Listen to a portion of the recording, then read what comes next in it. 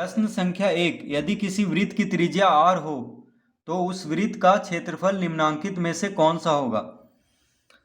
अब देखिए, वृत्त की त्रिज्या r हो तो उस वृत्त का क्षेत्रफल, तो वृत्त का क्षेत्रफल का फॉर्मूला क्या होता है उसको पहले एक बार हम समझ लेते हैं। देखिए पीछे चलते हैं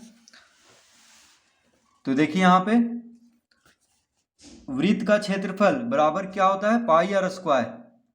वृत्त का क्षेत्रफल बराबर क्या होता है, पाई आर स्क्वायर। ठीक है, तो ये फॉर्मूला क्या, आर क्या हुआ, आर हुआ त्रिज्या, यानी पाई गुना त्रिज्या का वर्ग। पाई आर स्क्वायर मतलब पाई गुना त्रिज्या का वर्ग, यानी पाई गुना आर। इसको इस तरह भी बोल सकते हैं, पाई गुना आर, यानी पाई गुना त्रिज्या। ठीक है, तो ये फॉर्मूला अगर इसको हम याद कर लिए तो देखिए आसानी से वृत्त की त्रिज्या निकाल सकते हैं। अगर क्षेत्रफल दिया हो तो हम त्रिज्या निकाल सकते हैं, क्योंकि पाई का मान तो हम लोग को पता ही है, 22/7 या 3.14।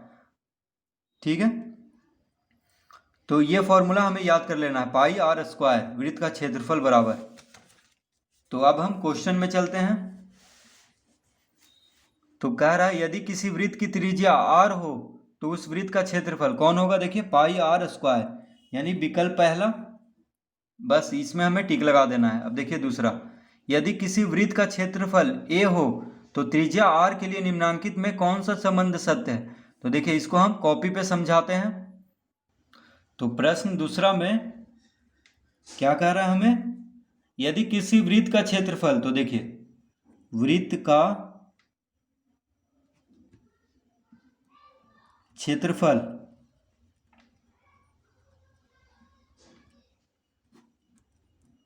बराबर कितना दिया है, a, यानी कह रहा है कि वृत्त का क्षेत्रफल a हो तो वृत्त का क्षेत्रफल हमें दिया है a। ठीक है, तो r के लिए यानी त्रिज्या निकालना है। तो देखिए वृत्त का क्षेत्रफल का फॉर्मूला क्या होता है, पाई आर स्क्वायर। तो पाई आर स्क्वायर बराबर कितना है, a है। ठीक है, ये हमें दिया हुआ है वृत्त का क्षेत्रफल a, तो पाई आर स्क्वायर बराबर a हो जाएगा, क्योंकि वृत्त का क्षेत्रफल का फॉर्मूला होता है पाई आर स्क्वायर। अब देखिए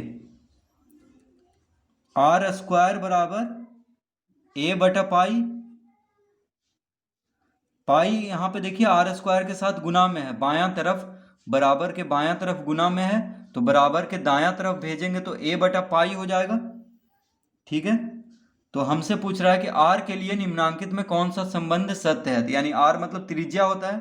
तो देखिए अतः r बराबर क्या हो जाएगा, अंडर रूट a बटा पाई। देखिए अंडर रूट a बटा पाई हो जाएगा। ठीक है, जब बायां तरफ देखिए वर्ग में है, तो वर्ग को अगर हम दायां तरफ भेजेंगे तो रूट में हो जाएगा, यानी पूरा a बटा पाई क्या है, रूट में, पूरा देखिए रूट में है। ठीक है, ये नहीं कि सिर्फ a है, पूरा a बटा पाई रूट में है। तो ये हो जाएगा संबंध, यानी अगर क्षेत्रफल दिया हो, क्षेत्रफल a हो तो त्रिज्या बराबर क्या हो जाएगा, रूट a बटा पाई। तो इसमें हम विकल्प तीसरा में देखिए टिक लगाएंगे, r बराबर रूट a बटा पाई, यानी त्रिज्या बराबर अंडर रूट a बटा पाई। अगर त्रिज्या निकालना हो और क्षेत्रफल a दिया हो तो त्रिज्या कैसे निकलेगा, त्रिज्या बराबर हो जाएगा रूट अंडर रूट a बटा पाई। ठीक है, अब देखिए क्वेश्चन नंबर 3, 4.2 मीटर त्रिज्या वाले एक वृत्त का क्षेत्रफल निम्नांकित में से कौन सा होगा। कितना मीटर कह रहा है, 4.2 मीटर त्रिज्या वाले एक वृत्त का क्षेत्रफल।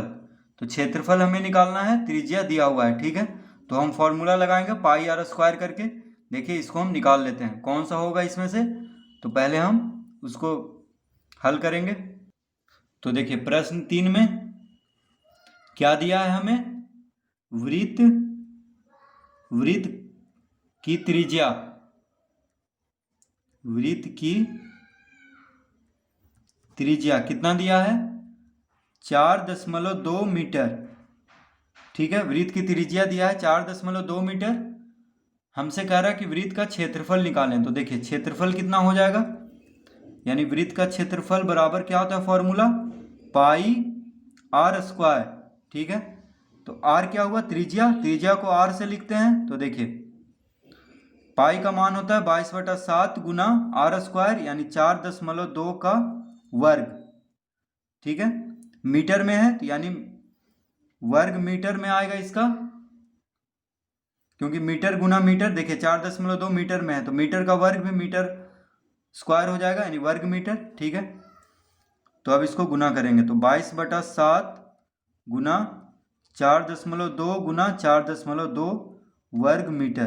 देखिए वर्ग है, 4.2 का वर्ग है तो उसको दो बार गुना कर लेंगे। ठीक है, अब देखिए इसको हम गुना करते हैं तो कितना हो जाएगा, तो 7 से 42 कट जाता है, 7 छक 42, 7 छक 42, और यहाँ पे दशमलव के बाद एक अंक है तो यहाँ भी दशमलव के बाद एक अंक होना चाहिए, तो हम यहाँ पे दशमलव दे देंगे और दशमलव के आगे शून्य लगाते हैं तो 0.6 से 7 से 4.2 कट गया। ठीक है, अब गुना कर देंगे तो 22 गुना 6 कितना हो जाएगा, देखिए इसको गुना कर देते हैं तो 22 छक, तो हम रफ पेज में देखिए इसको गुना करते हैं तो 22 छक हो गया, 6 दूनी 12, 6 दूनी 12 13, 132। अब 132 से 42 को गुना कर देते हैं। ठीक है, दशमलव अभी हटा करके, तो देखिए 2 दूनी 4, 3 दूनी 6, 2 गुने 1 2, 4 दूनी 8, 4 तिया 12, 4 1 5, 4 8 6 14, 2 2 4 1 5, यानी 5544। कितना आ गया देखिए 5544। तो हम यहाँ पे लिखेंगे 5544 वर्ग मीटर गुना करने पे।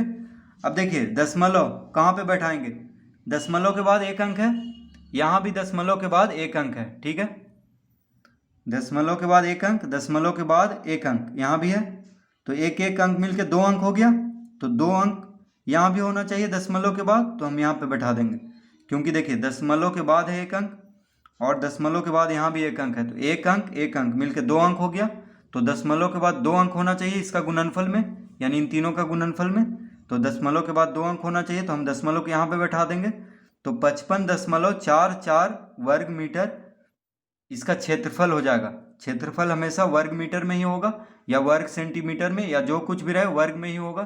ठीक है, क्योंकि मीटर मीटर 2 बार गुना होगा, क्योंकि वर्ग है, देखिए 4.2 मीटर का वर्ग। ठीक है, तो वर्ग मीटर हो जाएगा, तो इसका आंसर हो जाएगा 55.44 वर्ग मीटर। अगर त्रिज्या 4.2 मीटर हो तो क्षेत्रफल कितना आ जाएगा, 55.44 वर्ग मीटर। तो प्रश्न 3 में हम विकल्प, देखिए तीसरा सही आंसर है 55.44 वर्ग मीटर। ठीक है, तो विकल्प तीसरा में हम टिक लगाएंगे।